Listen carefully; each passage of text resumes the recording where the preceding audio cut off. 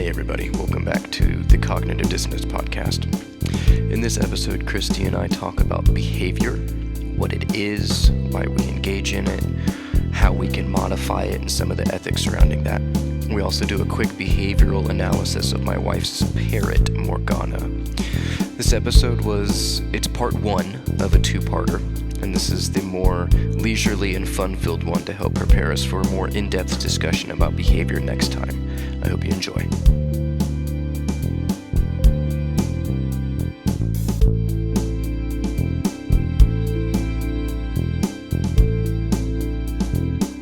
Cognitive dissonance is the perception of contradictory information and the resulting confusion and anxiety from the difficulty to resolve those contradictions.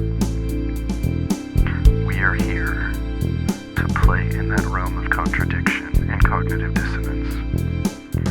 We are here to infect your mind.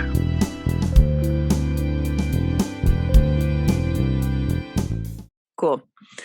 I was thinking today it's going to be useful to do a screen share function, and I'll do my best to describe it audio version as well, but one of the big tenets of behavior analysis as compared to psychology is the way that data is visually presented and interpreted.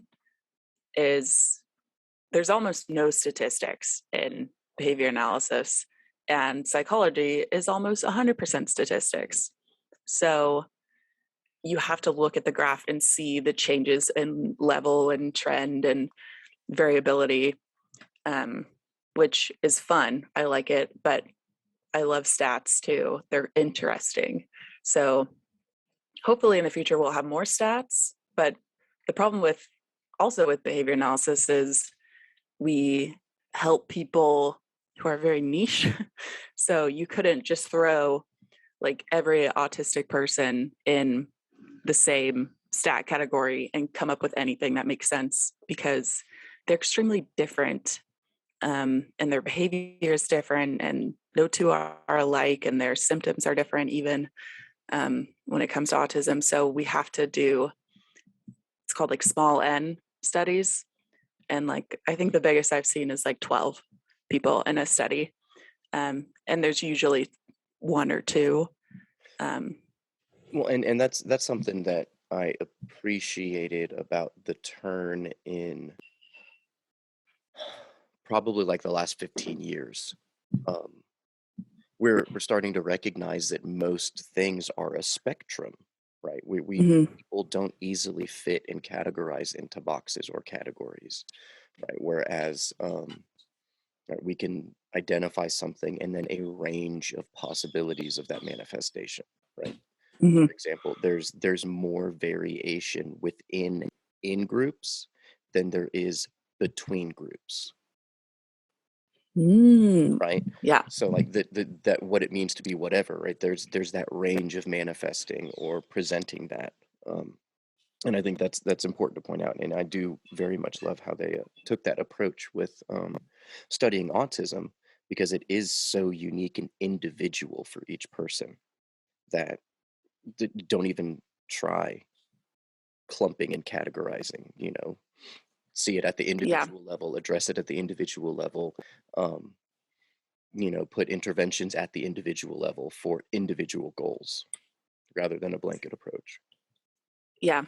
And it's to every behavior analyst, it's a strength of the science that everything is your treatment that you come up with is probably only going to work for that one person. And, the concepts that you're applying are going to apply to everybody, but the actual thing that you write down for them is probably going to be just for them. And it's considered unethical to do the same treatment if you write it for someone to do it with someone else.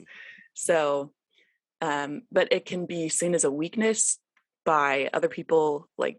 If you're going to get a drug approved or a treatment approved by the FDA, you have to do between group effective range as possible. Yeah. So they would not accept a 3-person study as supportive evidence, which I wouldn't either. I would need to see 100 studies that have 3 people in it before I'm like, okay, this is going to work. You know, the fact that there's a bunch of studies that only have 3 people that work is kind of the body of evidence that you need. But for the FDA and for like medicine and like treatments, you need 100 people like minimum, and they all get the same treatment, and they don't know that they're getting the treatment or not. And then you compare it with a control group and decide whether or not it works. Yeah, Which the double blind. Yeah, and that's a really good way to make sure that your pill works, but it's not going to work for psychology treatments. So, but it's a pretty big criticism. There's a lot of criticisms with like behavior modification, because it's kind of an icky word, and it gives you like an icky feeling, like, ugh. Yeah, and I mean, well, I'm certain we'll get to that. I've got a couple good questions that I brought up. I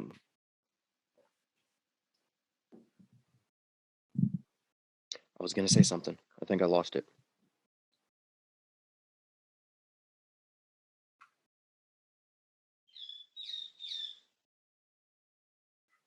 Yeah, I lost it. It might come back. That's okay. Yeah. But no, really quick, let me just put this plug in here for any of our listeners on like Spotify or anything else with the audio only version.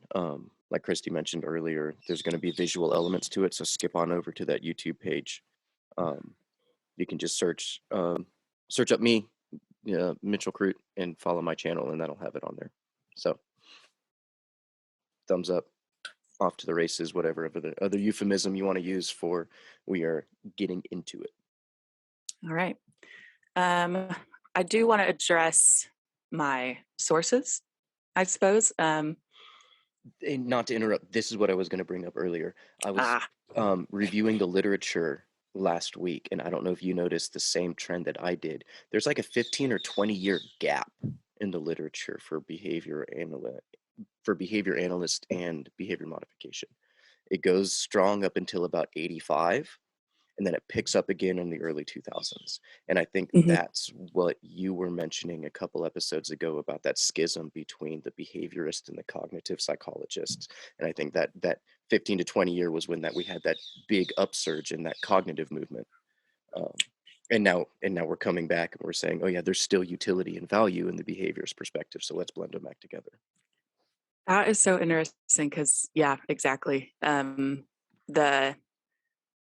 It's really hard to read research that is that old, like in the 60s, because they're using terms that are basically slurs now to describe people, and their treatments are very harsh and quick, and like, we applied, an electric shock and we saw behavior change in this way. This is a study, and it requires a little more tact than that in order for people to accept what you're doing to other people.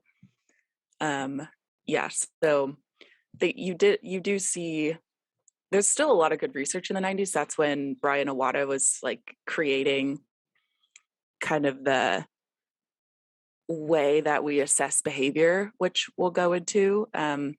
But Brian Iwata developed the functional analysis, and basically through that proved that all behavior has a function for the individual who is doing it.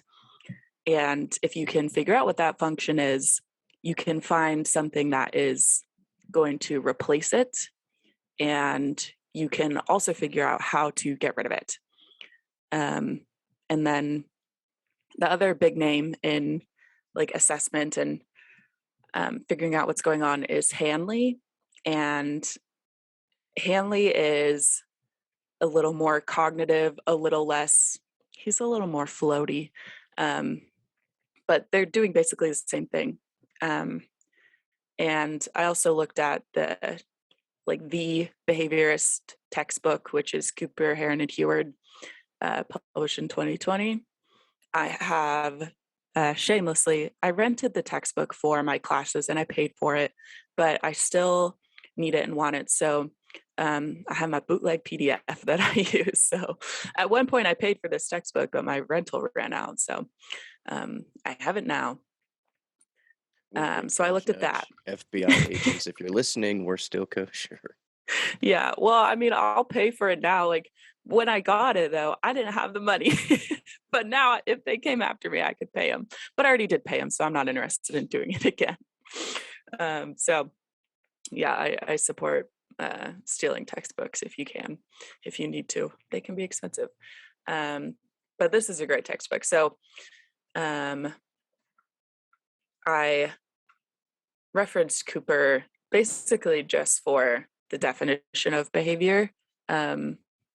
So you want to go into that? Yeah, let's go into that. How would one define behavior? I think this is one of the more central, like if you understand this, then you'll know what behavior modification is really going for. Because when you say the word behavior, you think of someone misbehaving. Like your behavior is like, you need to fix your behavior, you need to fix your attitude. But for a behavior analyst, behavior is anything that a person does. And you can get pretty technical, but so blinking can be behavior and breathing can be behavior. So it's extremely broad. Let me ask then, Mhm. does it have to be conscious? Because breathing is No. unconscious primarily. So is my body's auto-regulation considered behavior? Yes, it is. Your heart rate, anything that you can see, like sweating, can be behavior. But I wouldn't say that like the heat that your body gives off is behavior. But so my favorite definition is behavior is the activity of living organisms that causes a detectable change in the environment via movement through space. So anything where one thing is moving to another spot, or so I wouldn't say that temperature is behavior. So that is a detectable change in the environment, but it is not behavior because it isn't movement through space. And also, like lying completely still on your bed is not behavior because there's no movement through space. But going from sitting to lying down would be behavior because at that point you're moving through space.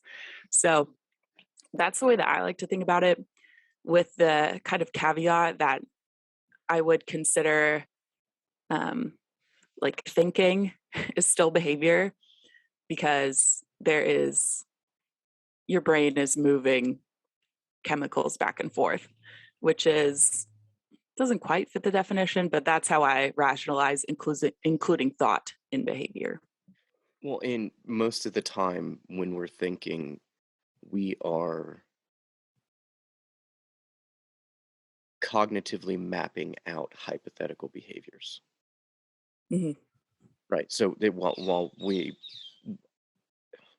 if I think about how I could do a backflip in the backyard, I'm not actually doing the backflip, but I'm still playing through those motions as if I were. It's like an abstracted version. Yeah. And if you were under an MRI, I could tell if I was trained, I could tell that you were thinking of something, or that you just had a thought, or maybe even that you were specifically thinking of doing a backflip. So Okay. yeah, even though I can't detect it with my eyes, there's a way to detect it. So for the purposes of the rest of the discussion, let's stick with that strictly psychological behavior analyst definition of behavior, because that's going to be crucial to some of the questions that I have for you later. I do want to take a slight detour, though, and talk about that definition before we move on. How universal would you say that definition is, or is it particularized? And if it is particularized, what are the qualia or the constraints of your definition? let's see.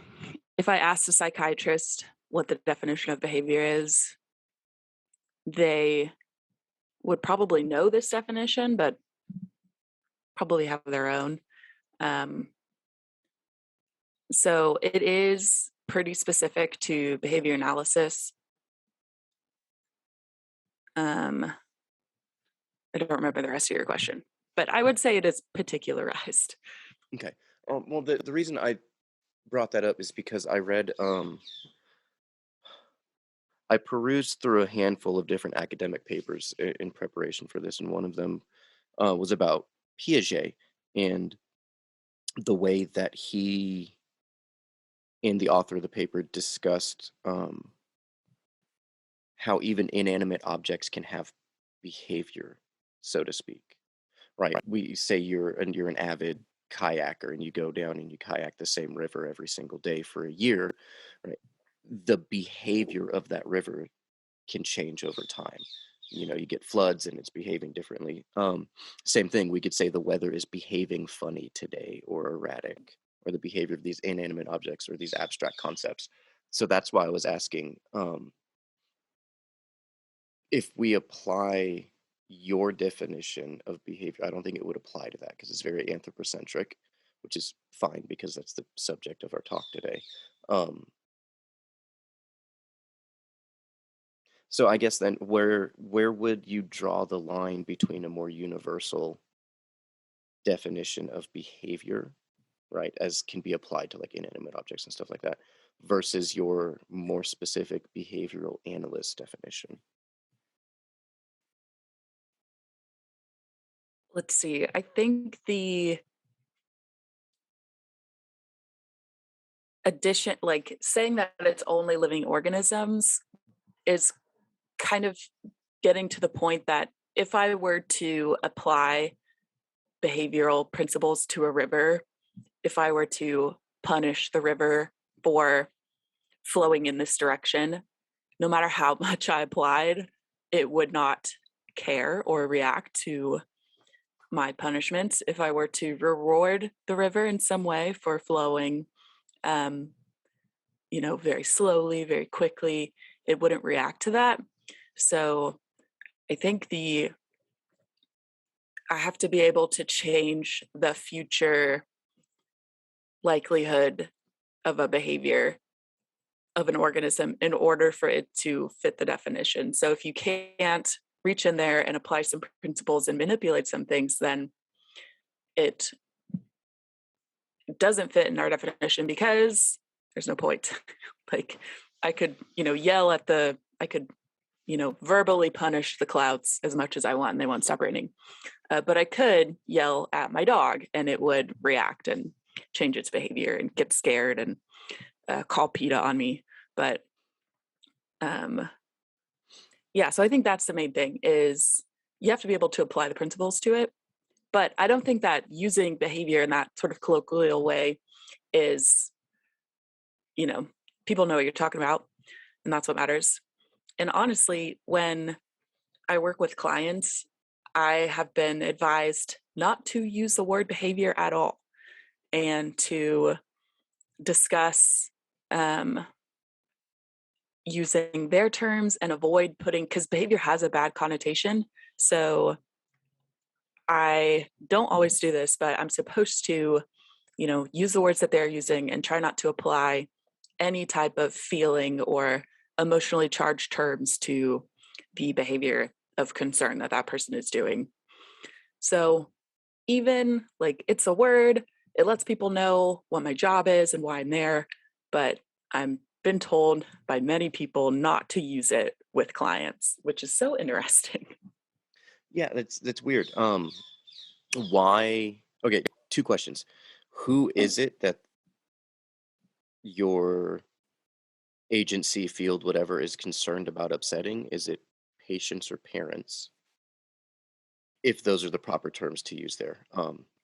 Secondarily, why do you think we have a negative connotation around the word behavior as applied to like juveniles or adolescents, for specific example? Yeah, it's for everybody. If I like walk into a home and start talking about how bad this person's behavior is, it's going to stigmatize them and put a label on them and make caregivers more likely to interact with them as if they are bad. They have problems, they cause me issues, when really we want it to be more of a, I'm supporting a person with a disability.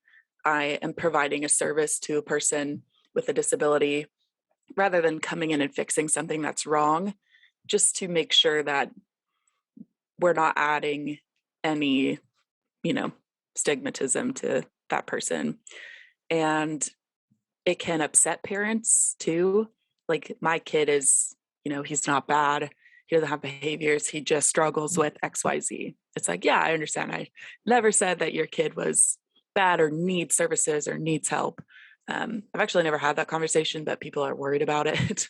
I've never had someone mad that I'm trying to, do my job. Well, I've had clients mad, but never their parents. Okay. I didn't think that this particular rabbit hole would pop up, but I do want to go down it for a little bit more, and then we'll get back to it. Why then do we consider it such praise to say that a child is well behaved? Right? Because wouldn't that kind of throw a wrench in that whole, you say the word behavior and people go, ooh, boogeyman. And then secondly, why is it controversial to say that there are better and worse behaviors? Why is it controversial that a child exhibiting bad behaviors can't be told, or people don't want them to be told, that those are bad behaviors, right? That's could be, and I bring that up because this is measurable, right? Success over life, however defined, however, whether it's monetary success, whether it's happiness in meaning studies, which, you can argue that those self-reported studies are different, but like also too, physical health, like we brought it up before, being happy and having meaning in your life has physiological reactions. People that are under stress all the time, people that are anxious all the time, their body degrades faster over time, right? So even if we have all of these measurable metrics that suggest that there are better and worse ways, loosely writ, right, not defined, but we have these categories that we can use, why can't we? I mean, that's a great question, because I spend a lot of time trying not to piss people off that I'm Well, trying to support. and that's literally your job. Like, hey, your child, adolescent, spouse recovering from a car wreck, whatever, right? There's the reason that you're seeking behavior modification is because there is this counterproductive, self-destructive, whatever, this negative behavior that's being manifest, which is bad. That's not to say that the person is bad, because that's the fallacy of essentialism, but that they are doing and manifesting bad behaviors, and we're trying to modify that into healthier, better equals good behaviors, right? Like, Yeah. I don't know. I just find it so weird that you can't tell people the job that you are doing for fear Yeah. that they won't come to you to have you do your job. One of the things that I always try and do, and I guess this is like just getting buy-in and getting people to enjoy speaking with me. If I did go in and I was like, this is wrong, this is wrong, this is wrong, this is wrong, right? All right, see you next time. They're probably going to dread our meetings. So, and that's kind of applying some behavior principles too. Like, I want them to like working with me. So I spend a lot of time picking out what I think is going well, and like, oh, that's a really great tactic. I'm going to write that down. Thank you for sharing that with me. Yeah, that seems really tough. But I'm glad you're seeing a little bit of progress, and being as like positive and supportive as I can. Because if I write a whole plan and I train the parents on it, but they don't do it, I've wasted my time. So I think a lot of it, like just from a practice level, is getting buy-in, getting them to like working with me. And from a broader level, like that's why I do it. That's why I try. It makes my job a little bit easier if I talk about the good things as much as possible. And from a broader cultural standpoint, not really sure. Because it is a compliment to say your child is really well behaved, and or that child is behaving so poorly. Well, I like your. I've had a parent meeting. Yeah, and I like your point about the we'll call it the bedside manner, because we have the same approach in education, Yeah. right? If we have a parent-teacher conference or we have to have like an intervention with a student, right? Well, the rule of thumb is you always start with something positive and you always end with something positive, right? You give them that positivity sandwich. That way, which is true. Like as soon as your students enter the classroom, if you start off with "I'm so tired" or "This is so boring" or "You guys didn't do any of your work," what are they going to do? They're immediately going to shut down, right? So to a degree, I get that. From a societal level, I think we need to match that with people having a little bit of grit and resilience, right? Right, because I mean, Yeah. if we can't take criticism, then we can't grow to make those changes that we're wanting to see made, whether personally in our household, in our communities, in our states, whatever. But I digress. Let's get back to it. Let's do this one. Yeah, I was going to ask how defining behavior too narrowly might reduce the human experience and subject us to determinism, but I think your definition that you're using isn't strictly input-output, right? It's not as reductionistic as a lot. However, there is a major trend in the psychological field, or the field of psychology, I should say, that to be a behaviorist is to be a determinist. I found a article that quoted the B.F. Skinner tribute issue of the Behavior Analyst, and that suggested that to be a behaviorist is to believe in determinism. Do you find that to be true? Why or why not? It is true. It's one of the tenets of behavior analysis. There's like 7, or it's one of the assumptions, I should say. So it's not a tenet, but it is an assumption that we make that a behavior has a cause and I can figure it out. Behavior is lawful. There is a greater, environmental influence. There's something that I can write down on a piece of paper to explain this behavior. And it allows for hard science to address behavior rather than, it must be, the relationship you had with your mother is why you act like this now. You weren't potty trained correctly. You were not breastfed correctly. And now you have autism. It's like, well, no, like you're never going to change the way their brain is. But the reason that they, stim by flapping their hands, I could figure out that reason. So it's just a way, I don't know. I find it kind of empowering. I'm like, okay, I can do this. Like, it seems crazy. It seems like nothing makes sense, but it does. And just keep chugging along and you'll figure out what it is. Yeah, I think I differ with that more specifically with how we're categorizing determinism. Your more psychological and measurable is more of like input output, whereas my more philosophical approach towards determinism is that because we have that clear input-output line from the past into the present, then that means if you have the right information, you can predict all the way through the future, in which case, why? Why bother? We run that risk with determinism. Yeah. Well, let me follow you up with this, and then we'll get into behavioral functions, what I call the big four, which I'm interested in comparing with your big four that you brought up. And then some of the ethics around behavior modification. That article that I got, the Behaviorist is Determinism, was an article about how B.F. Skinner switched from being a determinist to a selectionist by the end of his life. And part of how they mentioned it was bringing in evolution and natural selection as that passive pruning process. So let me ask you this, and then depending on your answer, I might have a few comments, and then we can keep going with the more strictly psychological behavior.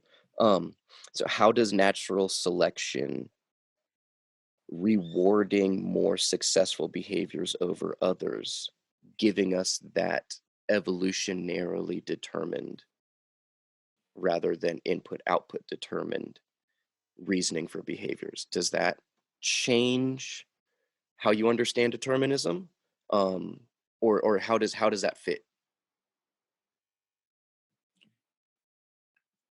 Let's see. I think are you familiar with like the levels of selection, like that idea that there's like natural selection and then like society selection and then individual selection? Yes.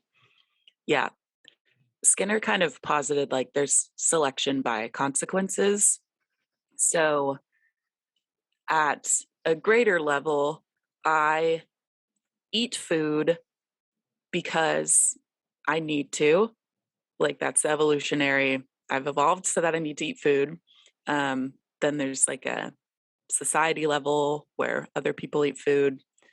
I've been trained to do this. And then an individual level where I love cheese and sandwiches, so I'm going to have a grilled cheese. And all of those things play together into determining what I'm going to do when I'm hungry, or if I feel hungry. So I think the way I'm assuming, I'm not super sure, even though I did a whole thing on selectionism, but most people would put it in like one behavior could be explained in all of those ways. But the true answer is they're all impacting what someone is doing. Yeah. Okay. That's fair. I think we could do a whole entire podcast on the philosophy versus the psychology of evolution. So let's just table It's that. such a good topic. It is such a good topic, but we'll table that and we'll come back to it. You mentioned earlier that every behavior serves or fulfills a function. What then is the function of behavior writ large? In other words, what would be like the meta function of why do people behave at all?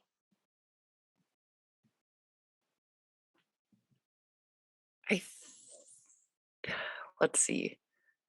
The 4 functions of behavior are access, or avoidance of things. And then there's sort of an internal one. So there's attention, which is other people pay attention to me. And pay attention could be they look at me, they talk to me, they stay in the same room as me, which that has an evolutionary advantage, seeking attention. If I'm alone in the woods and I'm scared and I want someone to come and find me, I will start yelling. So the function of that behavior is attention. I want other people to attend to me and my situation and help me. And I think that's an evolutionary thing as well. So I think behavior at large is to survive. And the more adaptive you are and the better you are at surviving, the better your behavior has served you, which is why like sheep, will walk off the edge of a cliff because the person in front of them walked off a cliff too. And that's not the most advantageous behavior because they die. So your behavior has to be adaptable, and it has to be able to change to what is going on in your current environment, and you have to survive. So I think behavior is meant to give you the tools to make changes in reaction to your environment that will keep you alive. I really like that. That was really good. I had a couple thoughts when I was preparing for this, and rather than starting at like an ancient humans working forwards, I went all the way back to the beginning, right? So for the first single-celled organisms out of the primordial soup, right? What were and I've identified the big four, the four absolutely essential things to sustain life longitudinally, and that's access to energy, right? Eating, things like that. Removal of excrement, respiration, and reproduction. If you check those four boxes, life is sustained, right? So I took that as the primacy for behavior for organic life in general, is to fulfill those four functions. Now, I read that article about Piaget last week, and one of the points that Piaget brought up that I really liked is and I like Piaget because he comes from a more conceptual philosophical approach as opposed to like the Skinner we can measure behaviors approach. His point was, an organism in an environment will manifest a behavior to either in response to changes in the environment or to get something out of the environment, essentially either chasing homeostasis or threats. They need to move to go get access to something, whatever. With every change to stay in that equilibrium of sustaining life, you are enacting a ripple effect in the environment, which is going to necessitate further behavior, which is going to make further ripples, which is going to necessitate further behavior. And I think that lines up perfectly with what you were saying earlier, where we have to walk that fine line between like frozen and compartmentalized order and the chaos, both positive and negative, of that unknown, that infinite potential. Mhm. Yeah, like that is a skill. Yeah. It makes perfect sense. And I can kind of like the functions of behavior for a behavior analyst apply to humans only because, well, it applies to a lot of pets as well. Because, a bird is a flock animal. Presumably they have a need to get attention from others, and they would want to escape pain. Well, I'm getting ahead of myself. The functions are attention from others, escape from demands, from pain, from anything you don't want to do, access to tangibles, which can be food, your iPad, and then just sensory, which means that it's sort of self reinforcing, which like hand flapping can be sensory, which just means every time I do it, no one else is involved. Nothing else is involved besides me. And I'm getting reinforcement from that. Whereas everything else presumably requires other people at some point. So they're socially mediated. And then sensory is like the better word is automatic. So it's just automatic. It requires no social mediation. It's just self-reinforcing, which is why you do it a lot. So those are the four that, which one? No, well, I see them as a group of three, and then that last one tacked on the end, and we might get to it later, but I did have a couple questions that I might try and ask you about the difference between externally mediated behavior modification and internally mediated behavior modification, and that's how I see that separation between the first three and then that automatic or auto-regulation one. Yeah. it's probably not surprising that the ones that have social mediation are easier to modify than ones that don't. Like, because how am I supposed to get in the way of this? If I wanted to reduce it or make it happen more, if someone is hand flapping, there's not much I can do to get in there and change the variables. No, not without increasing their own conscious self-awareness. That would be the only way. Mhm. Right. But that requires them, especially if that tick is because they're having sensory overload or whatever, asking them to pay attention to more of those sensory inputs, probably counterproductive. Yeah. But that's just me. Well, that's the thing. Like, if, like, so let's say that the person does this when they're alone in their bedroom and there's nothing else going on, that would be automatic. But if someone only does this and hand flaps when they're in sort of a stressful environment, they hand flap, their parents realize, oh, they're getting overstimulated, I'm going to move them to a new spot, then that behavior, even though it seems like just a stim, is probably escape maintained because it's getting them out of something. So there's also almost every single behavior in people is multiply maintained, meaning it is probably attention and escape and tangible and sensory all at the same time in some way. And our goal is to find the one that's the most maintaining and do our best to change it. So humans are very complicated. Yeah, it's a composite of some variability of the 4 different factors. Well, then let's do this then. We've talked about it a lot, but I don't think we've clearly identified what behavior modification is and why we undergo it. And by why we undergo it, I would like you to try and stab it both like in your practice and generally speaking. Why are behaviors modified at all? Do you mean like deliberately modified? Does it change your answer how I answer that? Well,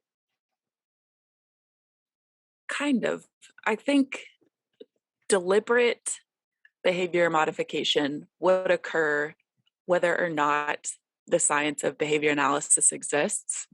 People would be trying to influence others' behavior, regardless of if there's 1,000 papers studying that effect.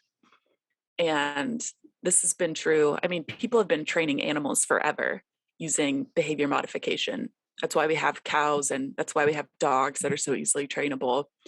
And there's probably dog trainers out there who are like way more knowledgeable at the practical application of behavior modification than me, because they train 1,000 dogs every year to be a seeing eye dog or something really, really complicated. And they would do this whether or not they understood the principles they were working with.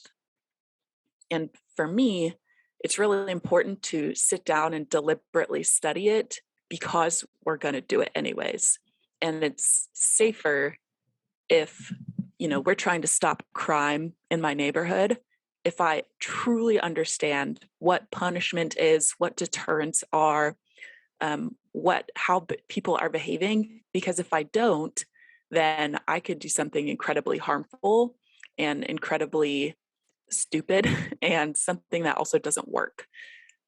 Because we've been doing it forever. We're going to continue doing it, whether or not you mean to. So it might be the best option is to just grit your teeth and study it and figure out what those concepts are and how they're being applied, and do it in a way that's scientific and ethical and safe and effective so that it's going to work and not cause undue harm, which can be tough because, the first person to use electric shock on another person was not a behavior analyst. They were just a dude who wanted to see what would happen. And they realized, wow, this makes people stop. I'm going to invent tasers. And, so we kind of ran off with that idea for a while. until we had enough science to suggest, like, you know what, electric shock is extremely aversive. It doesn't work that well. It causes a lot of side effects and a lot of problems when you're using electric shock to try and change someone's behavior. So we're not going to use that. We're going to use something different. And yeah, it can be tough to hear that people are studying behavior and they're studying punishment and the effects of punishment, and they're studying reinforcement, and they're trying to manipulate people, but it's better than doing it without knowing what's going to happen. So that's why I think the science is important, is because we're going to do it regardless. Yeah, and that's interesting that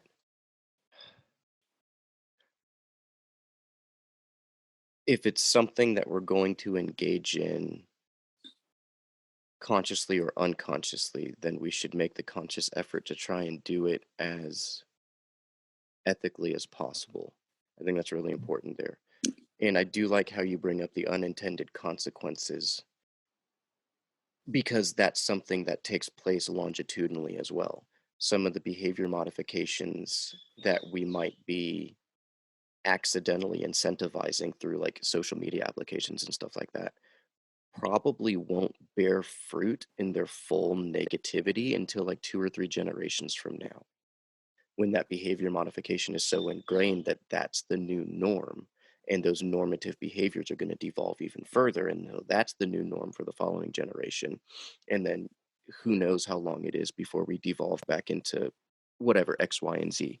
I could talk about tribalism or conflict theories or anything else like that we're trending towards, but it's essentially all irrelevant, comparatively speaking, to being self-aware enough as a society to understand that some of the behaviors that we have are rooted in 5,000-ish years of cultural evolution, and we need to be careful with what we're meddling with, you know?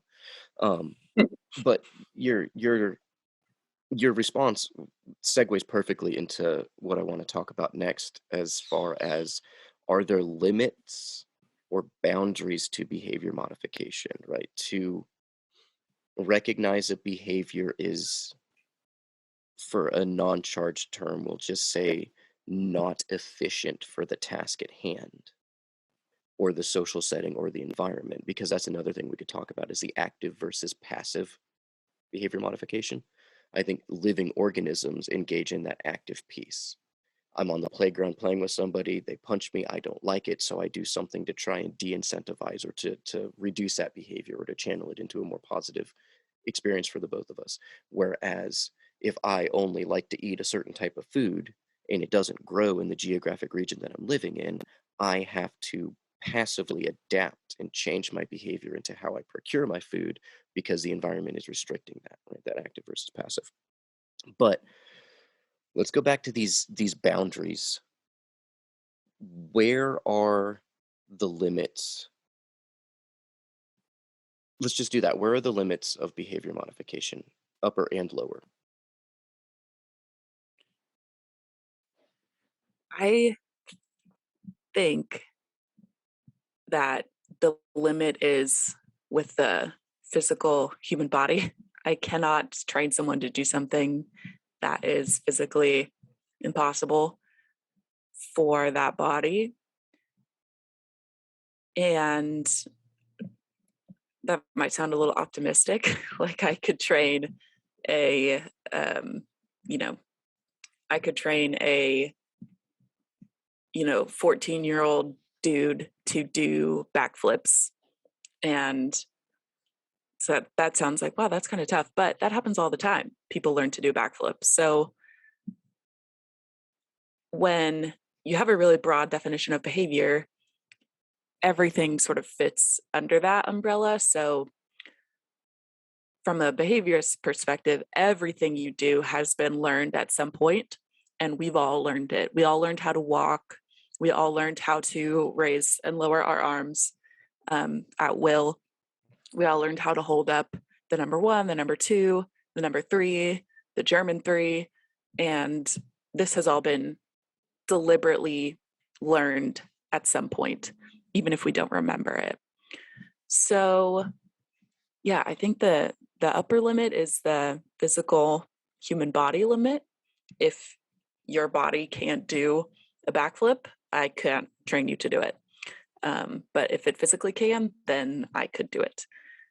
And the lower limit, I'm not sure. I'm thinking of like the smallest, most subtle behavior that I could manipulate. And if, as long as it's still measurable, I think you could do it. What I was really intending with the upper and lower limit question was to get an actual behavioral therapist's thoughts on too little or too much, was kind of how I was framing that. At what point is me actively modifying your behavior oppressive or destructive? At what point is allowing an animal, organism, person to have zero behavior modification ensuring destruction for them, right? Because if I don't modify my behavior to get out of bed to go eat, I die. Mm-hmm. So for That you, from a behaviorist standpoint, ethically, too much or too little, where are those boundaries? there is a boundary of too much and too little. And I think too little is anything that's going to be ineffective.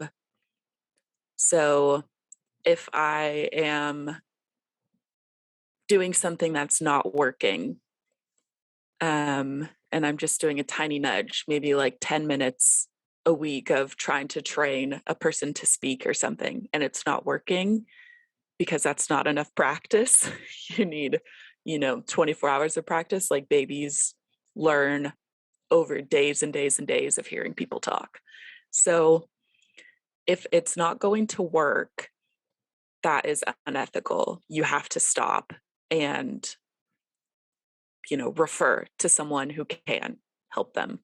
If someone comes to me and is like, hey, my child is beating me up, they're biting me, I have scars all over, I need help, and I do something that is ineffective, and I apply that treatment for weeks and I realize it didn't work, that's going to suck. So you can't do that.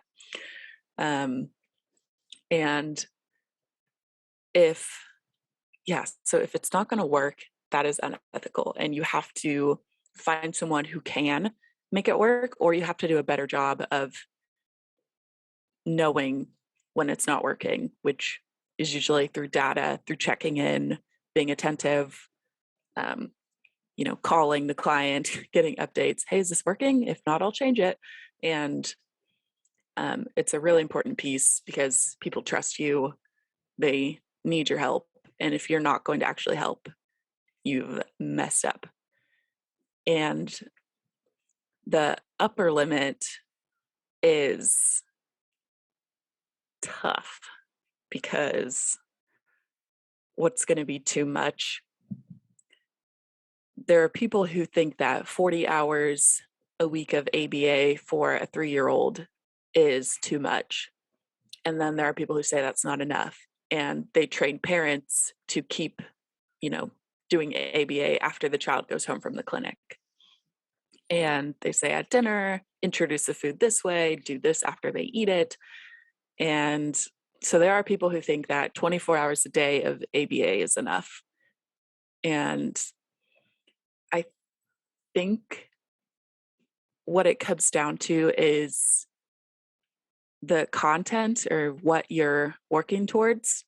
Because I think that doing 24 hours a day of language acquisition, which is, talking with a child, clapping when they try, like, yay, good job, you did it.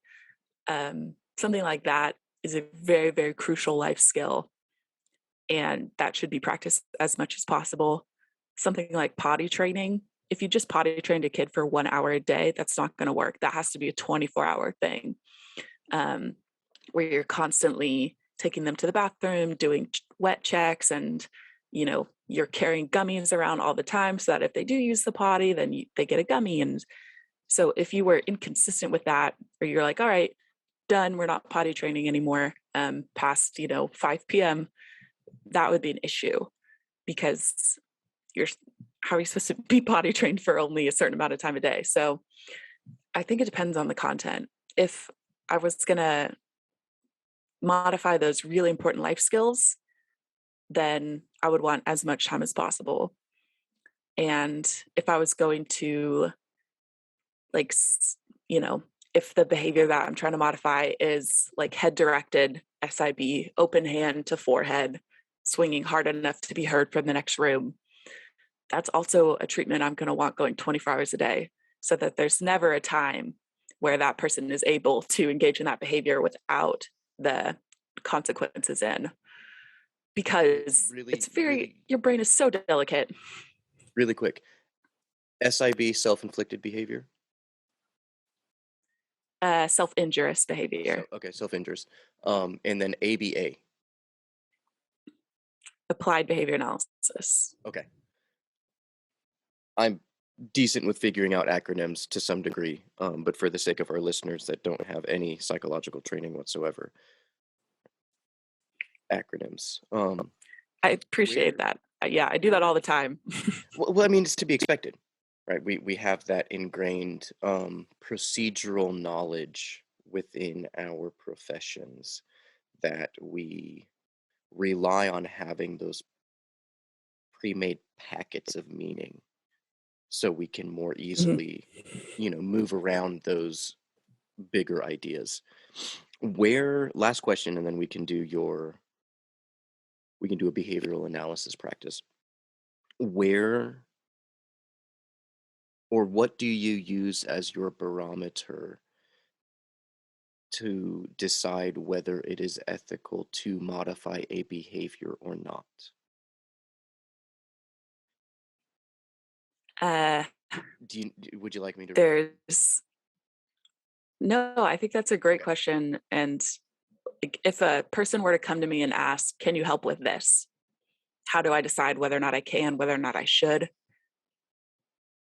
Right, because the first thing is, continue. Oh, the first thing is whether or not I'm competent. Like, do I think I could? So a little self-assessment of, have I done that before? Am I familiar with that? Could my supervisors support me? Is it safe for me to try if I am not sure? Because if any of those are no, then I'm going to say no. I'll talk to my supervisor about helping you with that, or refer them to someone who would be more competent. And that's fair, but what about the behavior itself? How do you judge whether the behavior itself is ethical to apply? Not whether you're capable of it, because that's assuming that what they're asking is a behavior that should be modified. How do we determine whether a behavior should be modified?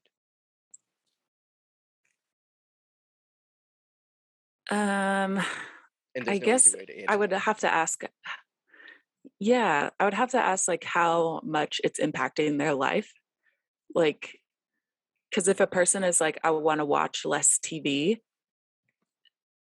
and they also, have head-directed self-injurious behavior, I'm going to tell them, I think that we should focus on hitting your head.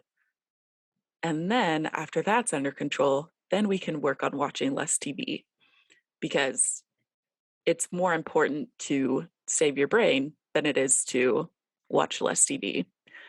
But there are, like, if the person says, no, I don't want help with my head-directed SIB, I only want help with my TV watching, then I might target the TV watching to get some buy-in and get them to trust me, to see if after we work on that, they would let me help with the head-directed SIB. So there are times where your priorities get backwards, just in the hopes that, they'll let you help with the thing that's really important.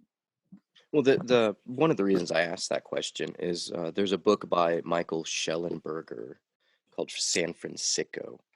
that looks at some of the more progressive policies that are doing more harm than good, such as the way that San Francisco has been trying to address their homelessness and drug addiction, which is the primary driver of homelessness. And part of what he looks at is the more progressive mindset is it's unethical to ask these addicts to change their behavior because that's part of who they are, right? But it's self-destructive to at least some degree.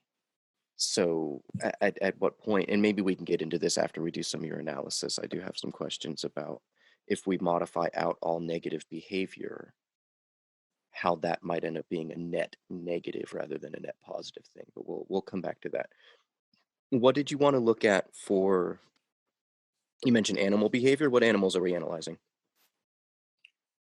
Well, we could come up with something that's fake, like a problem behavior that is, something.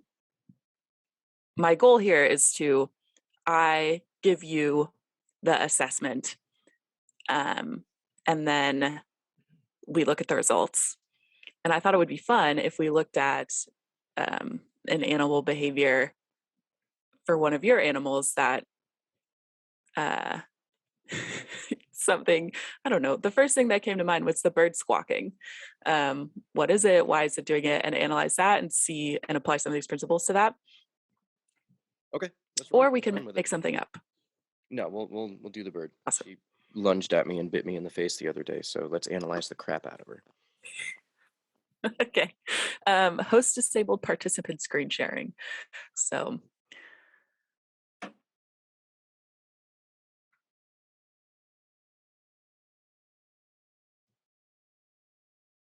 I am the host now. Screen share.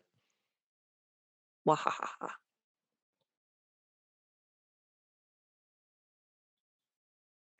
All right. I have pulled up a version of the FAST, which was developed at Florida State University, and it is a screening tool. So this would be one of the first things you do before doing a more in-depth analysis, and it's a good way to get on the same page. So our learner today want to do Morgana the bird.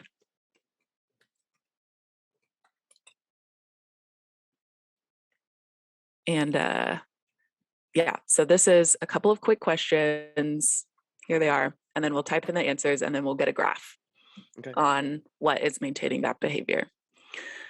Okay, starting with the first one, your relationship. Would you consider yourself a parent, instructor, a therapist to this bird? Well, chauffeur and private chef isn't on there, so let's just put parent. Okay, we're a parent. And how long has this bird been with you? 2 years. Feels like so much. Oh, wow. I can't believe she's 2. Do you interact with her daily? Yes. Oh, yeah. That's an easy yes. And do you usually do meals, academic training, leisure, all of the above? Primarily meals, self-care, and leisure. I don't think she qualifies for academic training, and she doesn't let me do much with her as far as work or vocational training. I've been trying to get my animals to learn how to pay bills for the longest time, and it hasn't worked yet. God, if you figure it out, let me know. Okay, and what behaviors are we looking at? Just aggression or? Let's do aggression. And then, you know what, let's just leave it at aggression. Yeah, I like actually, it. no, other. Let's do an other, and let's put attention seeking.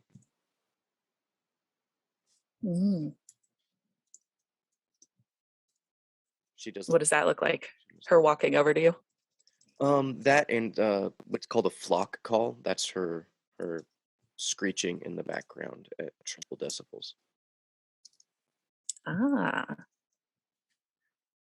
Okay. That makes sense. Okay. And how often does the aggression occur? The aggression, it's a mix between daily and weekly. She has good days and bad days. In like all animals, she has seasonal hormones. So it is spring, Mm. and her body is making her more oversensitive.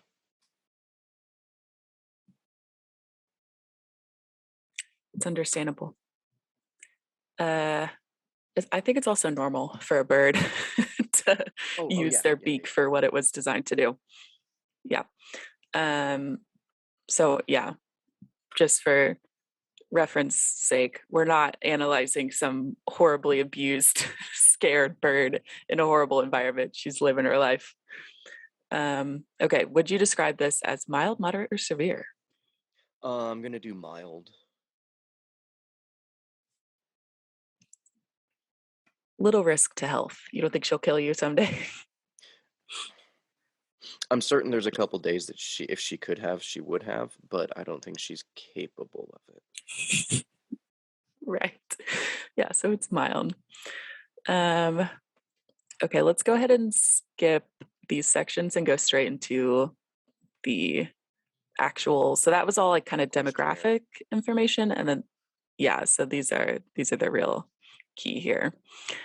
So does the problem behavior occur when the person is not receiving any attention or when caregivers are paying attention to someone else? Absolutely. That's a yes. Does the problem behavior occur when the person's requests for preferred items or activities are denied or taken away? Yes.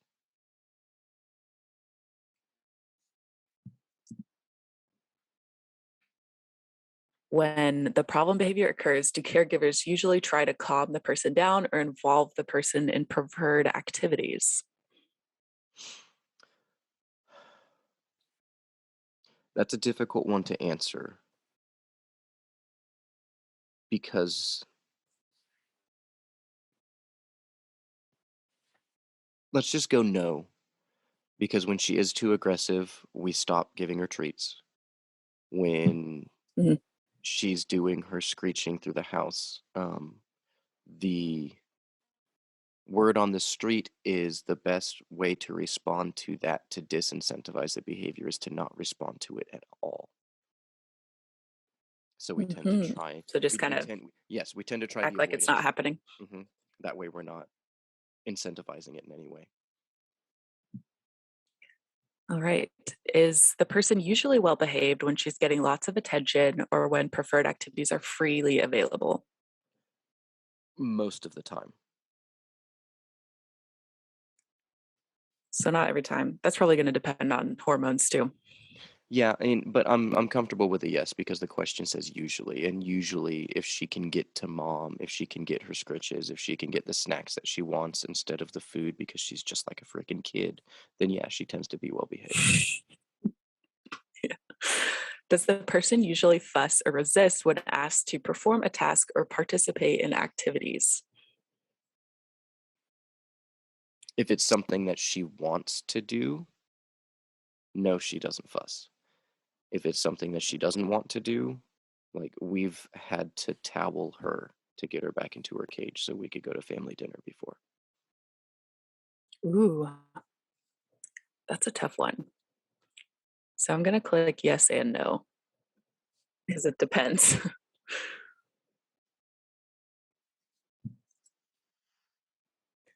And that one's also hard to apply to a bird because like what activities does she have to do? Okay, does the problem behavior occur when the person is asked to perform a task or to participate in activities?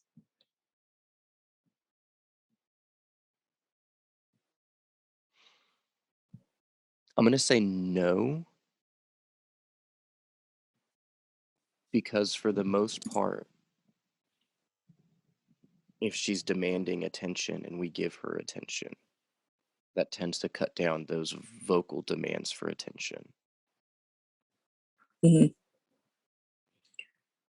If the problem behavior occurs while tasks are being presented, is the person usually given a break from tasks? Does timeout count? Let's see. This would be like if you were trying to like trim her nails or something and she's aggressive, would you stop and try again later or just power through? Most of the time we power through. So I would say no. Okay. So she's usually not given a little bit of a break. Is the person usually well behaved when she is not required to do anything? It's like a 60-40. Mhm. She can, but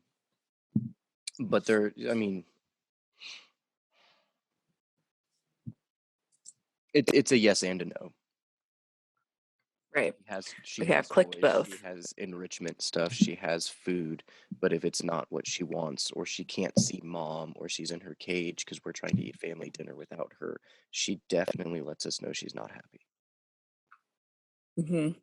So she would not be super chill with nothing to do. Oh no. If there's food around, like she's 50% pigeon, 50% bald eagle, and that results in her being like some sort of parrot vulture. So does the problem behavior ever occur when no one is nearby or watching?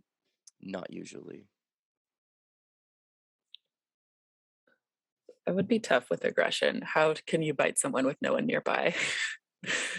Or attempt? She has been known to yell at her toys before. So if she's in her cage and she is playing with her toys, she has a bell on like a hemp rope that has a couple different wooden blocks on it, and it'll fall between the grates, but the bell will get stuck, but she can't get it back up, and so she'll pull on it, and then she'll just and then scream at it, and then pull on it again, and then scream at it again. It's rather humorous. Poor bird. Life is tough without thumbs. Does the person engage in the problem behavior even when leisure activities are freely available? Yes. All right, so that does like not the help. rest of my kids, she has more toys than she knows what to do with, and she refuses to play. Does the problem behavior appear to be a form of self-stimulation?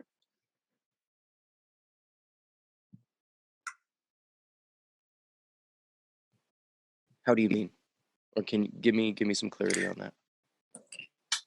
I guess, would she do this if no one was around, just for fun? Or is the goal always for other people to hear her? She talks to herself in her sleep, so I would assume that part of it is self-stimulation. Mm-hmm. And then, is the problem behavior less likely to occur when sensory stimulating activities are presented?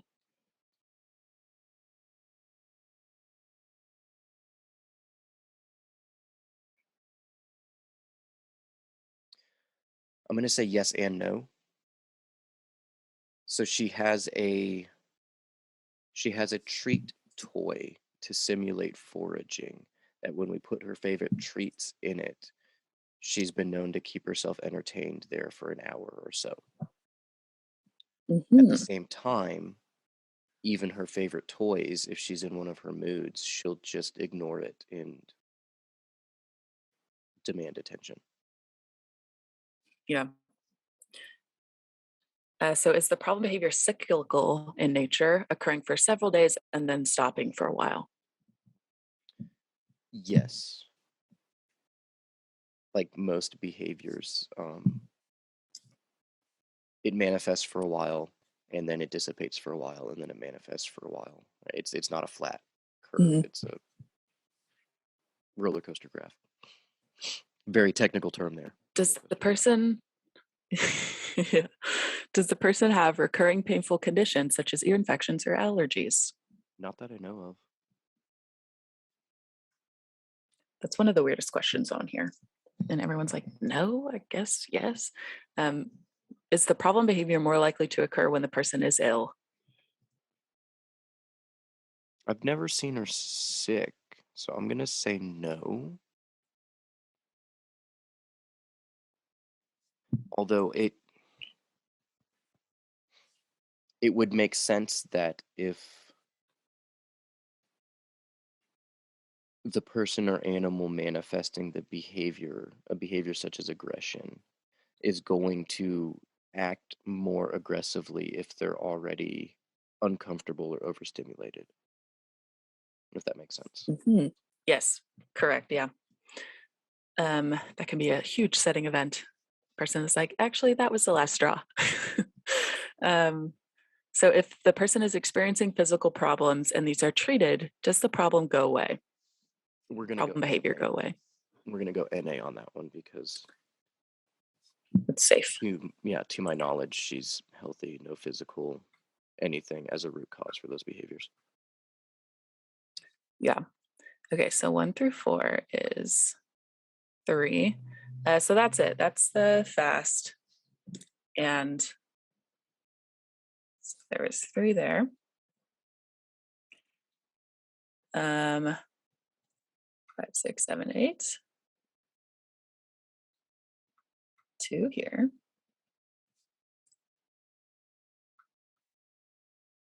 And we'll take a look at our graph. Automatic is 9. 1, 2, 3.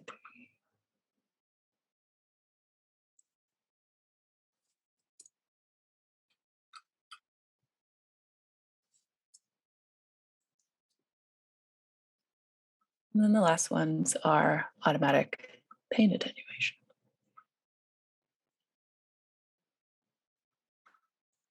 No. So we'll do 1.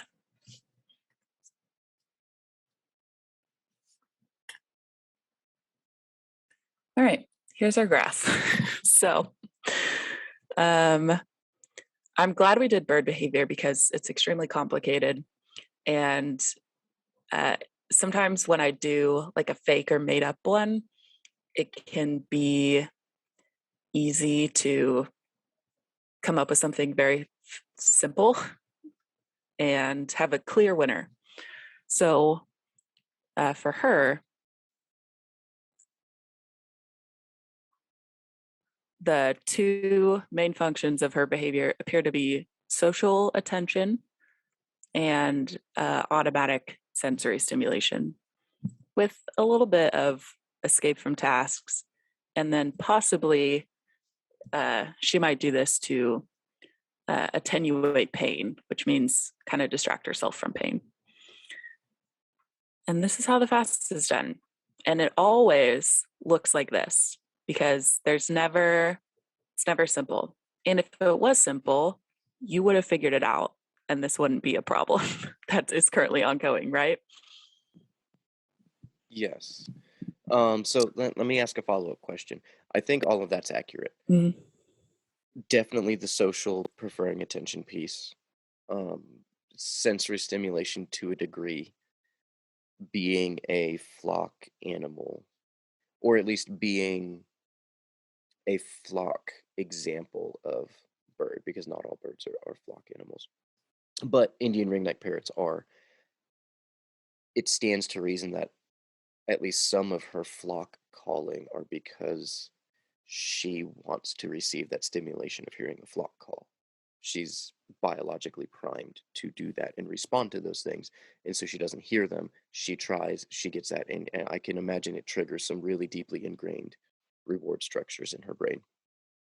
My question is, what do you use? Or rather, let me ask it this way. How do you use this graph to determine target modifiers and target goals?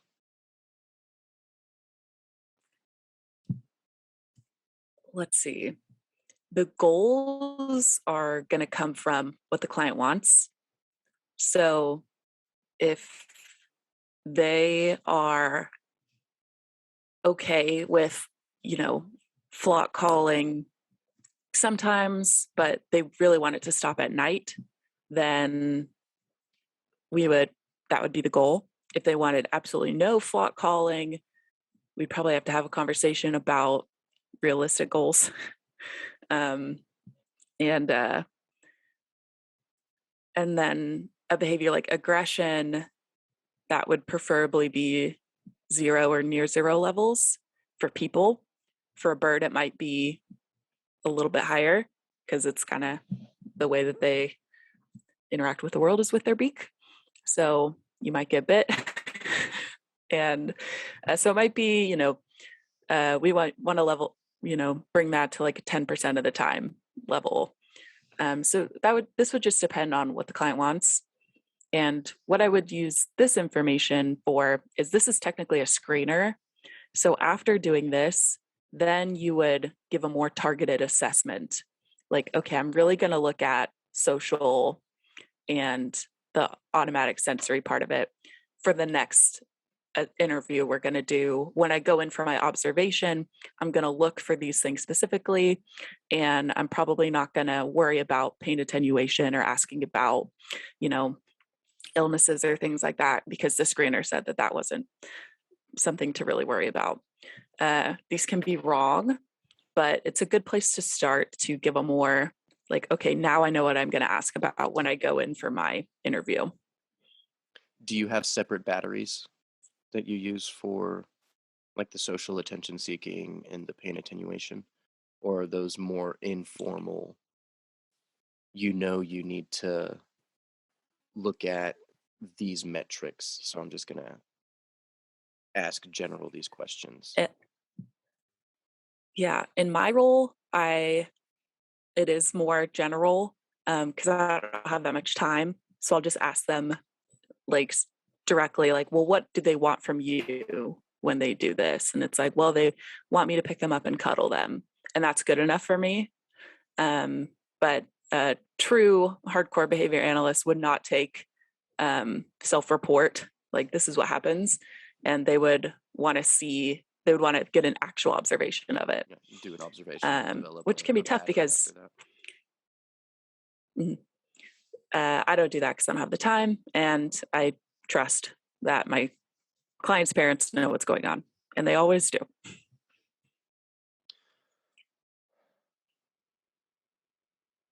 So I might need to wrap up. Yeah.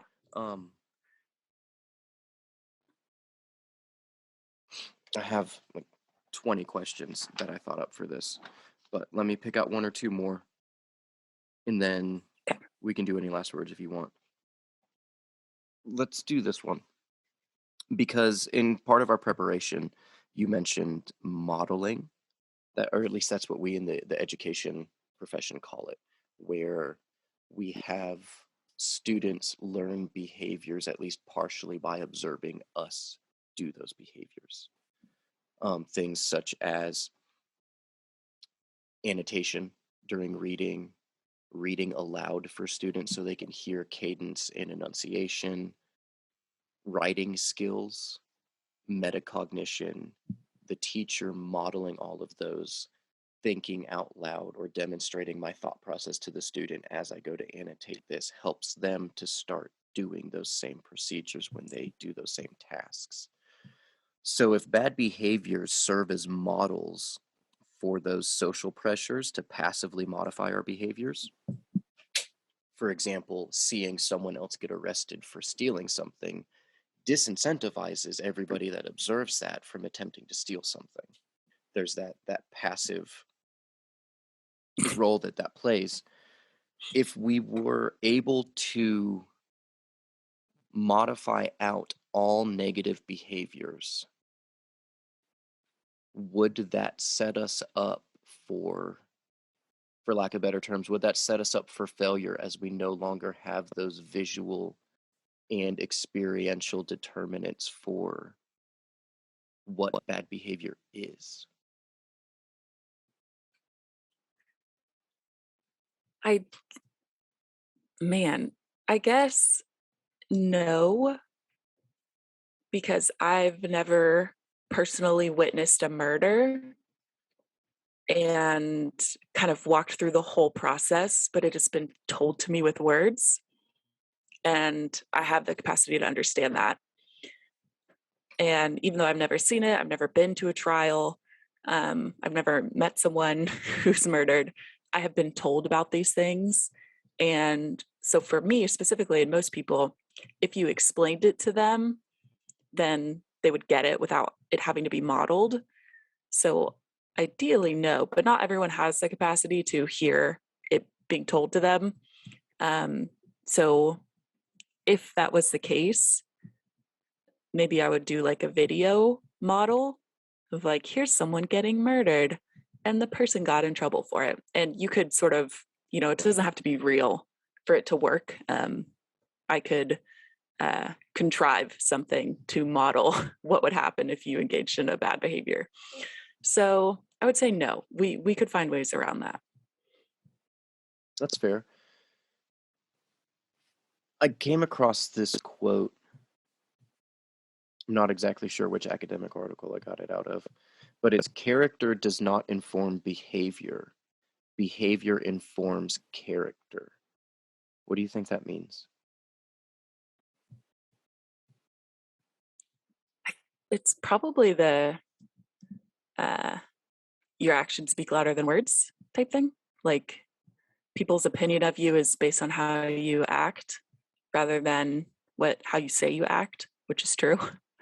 So I think our perceptions of people's personality, it is influenced by what you say. Like if I say I'm a really bubbly person, that's gonna probably put that seed in your mind and you're gonna think I'm very bubbly.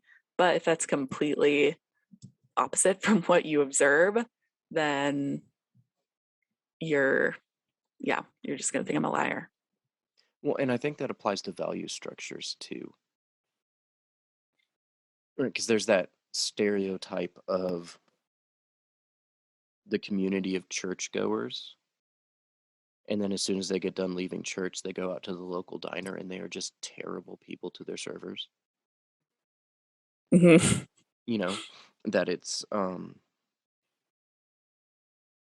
while we can use verbal and mental goalposts in declarations of virtue as ways to begin modifying our behavior, it is actually the behaviors that we manifest that determine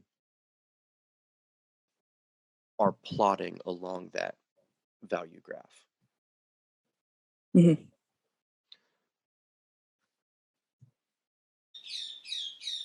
That's all for this episode. I hope you all enjoyed it. Tune back in soon for part 2, where we take a more philosophical and in-depth and technical approach to behavior and how we should modify it if we should. Until then, enjoy these couple of pictures of the star of the show, Morgana, as she judges, lunges, and sleeps. Thank y'all. I appreciate it. If you enjoy the podcast, make sure to subscribe, and please leave us any feedback for how we can do anything better. See y'all next time.